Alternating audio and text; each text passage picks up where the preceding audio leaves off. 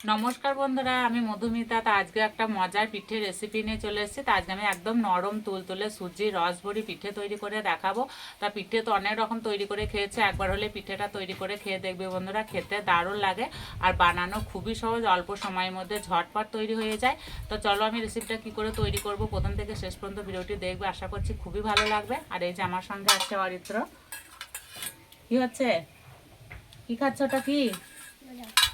ও বাদাম খাচ্ছে। এখানে দুটো ডিম নিয়েছি, ডিম দুটো বাটিতে ভেঙে নেব। আর হাতে যদি 10 মিনিট সময় থাকে না, তাহলে এরকমই মজার পিঠেটা তৈরি করে নিতে পারো।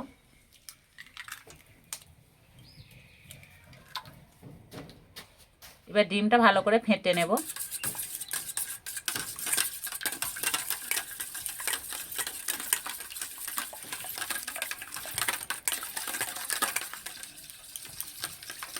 আর ডিমটা যত ভালো ফেটানো হবে, পিঠেগুলো ততই নরম তুলতুলে হবে।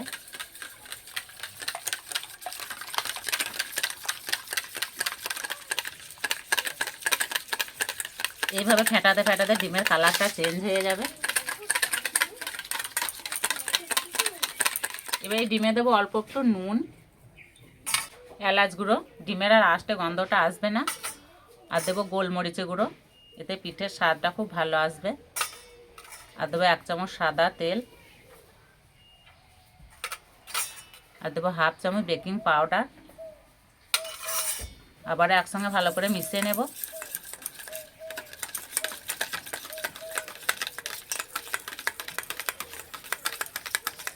এখানে 1 বাটি সুজি নিয়েছি, অল্প অল্প দেবো আর মেশাতে থাকবো।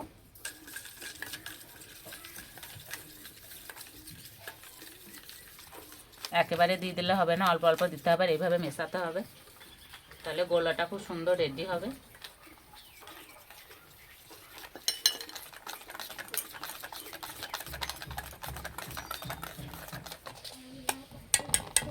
তারপরে কিছুক্ষণের জন্য রেস্টে রেখে দেবো, এতে সুজিটা ভিজে একদম নরম হয়ে যাবে। এদিকে কড়াইয়ে তেল গরম করতে বসিয়ে দেব।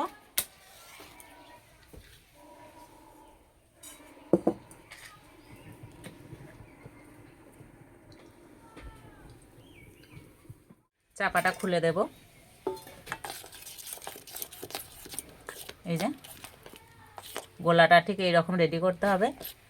খুব পাতলা হলেও হবে না, খুব মোটা হলেও হবে না, একটা থকথকে গোলা হবে। এই 1/2 চামচ করে ব্যাটার নেব, দিয়ে দেব।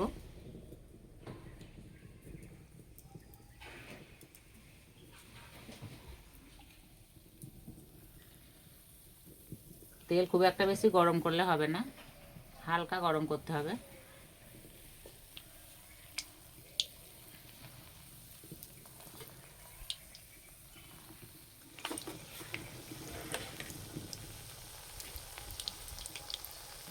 তেলে দেওয়ার পর কি মোটা মোটা হচ্ছে, রসে দেওয়ার পর আরও মোটা হবে।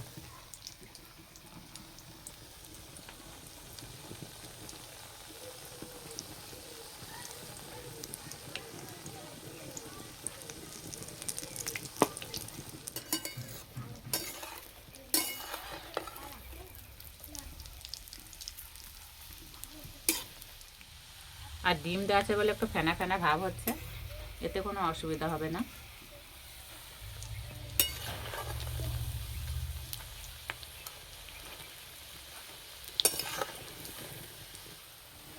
আর ঠিক এইরকম কালার করে ভেজে নিতে হবে।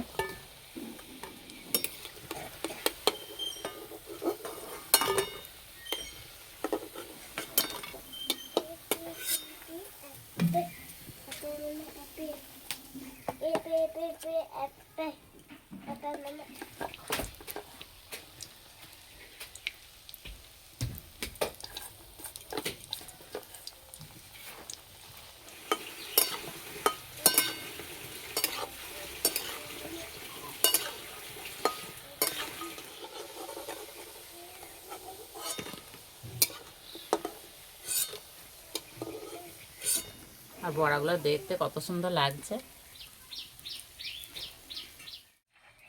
এখানে 500 গ্রাম গরুর দুধ নিয়েছে, দুধটা আগে থেকে জাল করে ঘন করে নিয়েছি। এবার কড়াইয়ের মধ্যে দিয়ে দেব।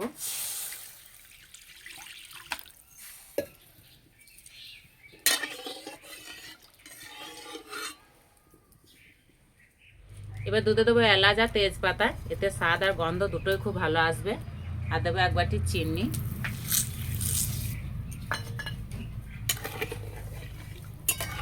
দুধ ভালো করে ফুটিয়ে নেব।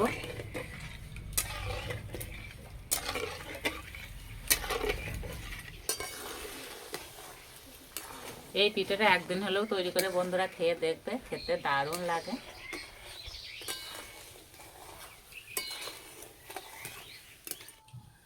দুধ ভালো করে জাল দিয়ে নিয়েছি, এবার ভেজে রাখা বড়াগুলো দিয়ে দেব।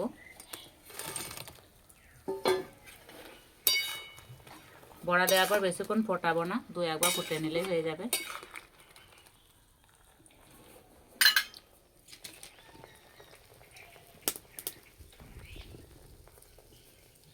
হয়তো এসেই বলছে জেঠি পিঠে হয়েছে, পিঠে হয়েছে। কটা পিঠে খাবে আজকে? ওরে বাবা, অতগুলো!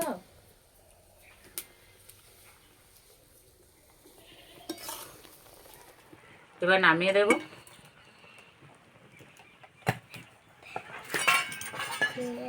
ঢাকা দিয়ে কিছুক্ষণের জন্য রেস্টে রেখে দেবো, এতে পিঠেগুলো রস ঢুকে একদম নরম তুলতুলে হয়ে যাবে। বেশি সময় ধরে রেস্টে রাখার দরকার নেই, 5 থেকে 10 মিনিট রাখলেই হবে। এবার চাপাটা খুলে দেব। আর এই যে রস ঢুকে একদম ডবল হয়ে গেছে। এবার একটা প্লেটের মধ্যে তুলে নেব।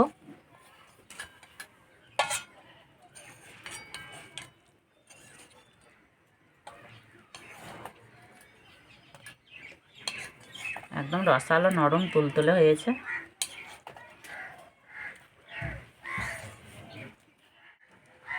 আর দেখতে কতটা লোভনীয় হয়েছে, দেখেই খেতে ইচ্ছে করবে।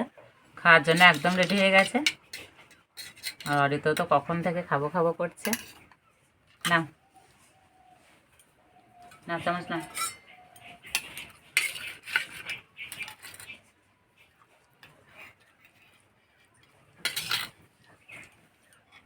একদম রসালো নরম তুলতুলে হয়েছে।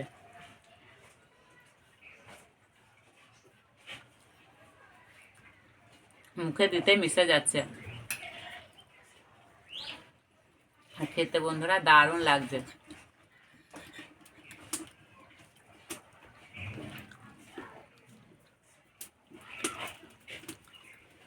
যতক্ষণ না বানিয়ে খাবে এর স্বাদ সবার কাছে অজানাই থেকে যাবে। আর ভিতরটা একদম জালিদার ভাব হয়েছে। এই যে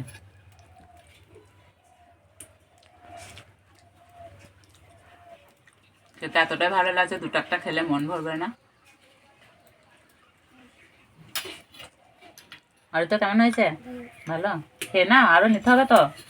তুমি তো বললো আজকে মেলা খাবো, তা তো 2টো হলো, আরো খেতে হবে তো। বেশ, না খেয়ে নাও।